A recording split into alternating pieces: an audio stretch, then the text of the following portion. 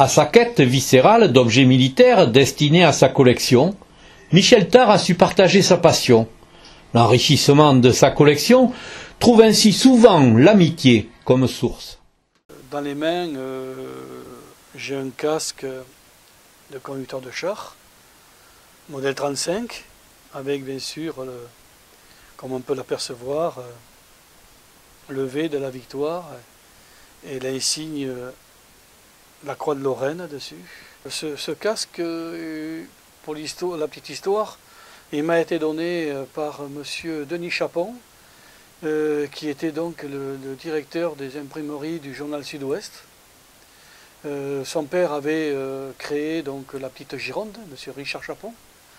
Et donc Denis Chapon, un temps, vous voyez, il était quand même directeur des imprimeries, mais avant il avait été lui aussi dans la Résistance. Et donc ce casque, il l'a porté sur Beau-Tyran, où ils avaient monté une mitrailleuse française, une Oskitch, parce que les Allemands étaient repartis, revenus sur Bordeaux. Et donc il s'était mis là parce qu'au cas où les Allemands reviendraient sur Langon et la Réole, donc ils avaient mis donc... il portait ce casque. Et il me l'a offert, mais ça a mis quand même 5 ans. Voilà, j'ai mis 5 ans avant de l'avoir. Et un jour, il m'a fait donner à l'accueil, dans une enveloppe, le brassard que je tiens dans les mains,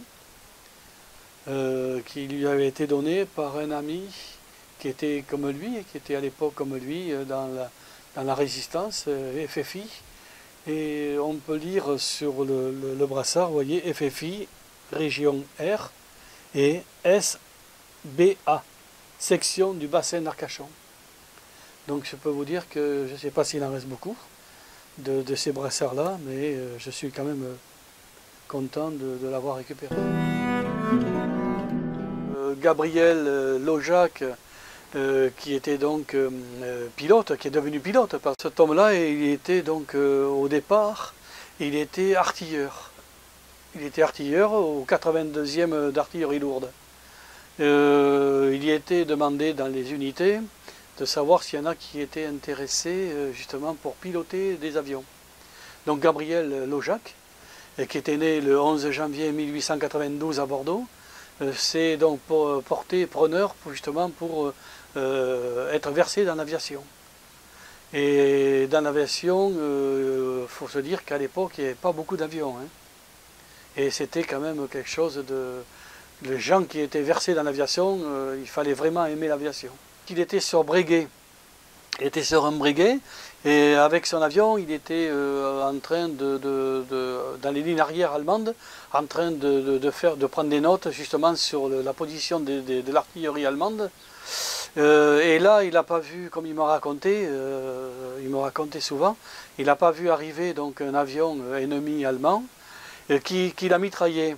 Et sur la pale que je tiens à la main, on peut voir l'impact sur la pale, où c'est qu'est passée donc la balle ennemie, et qui lui a perforé la cuisse et la jambe. Et de là, il s'est craché, une chance pour lui, il s'est craché en terrain ami, sur son terrain ami, et dès qu'il a été blessé, bien sûr, il est tombé évanoui. Et quand il s'est réveillé le lendemain sur son lit d'hôpital, les soldats de l'armée française, les poilus, lui avaient mis ce qui restait de l'avion, quoi, hein, parce que l'avion avait brûlé. Donc la pale d'avion qu'il a retrouvée, qu'il a conservée jusqu'à sa mort. Pendant 20 ans, je l'ai côtoyé.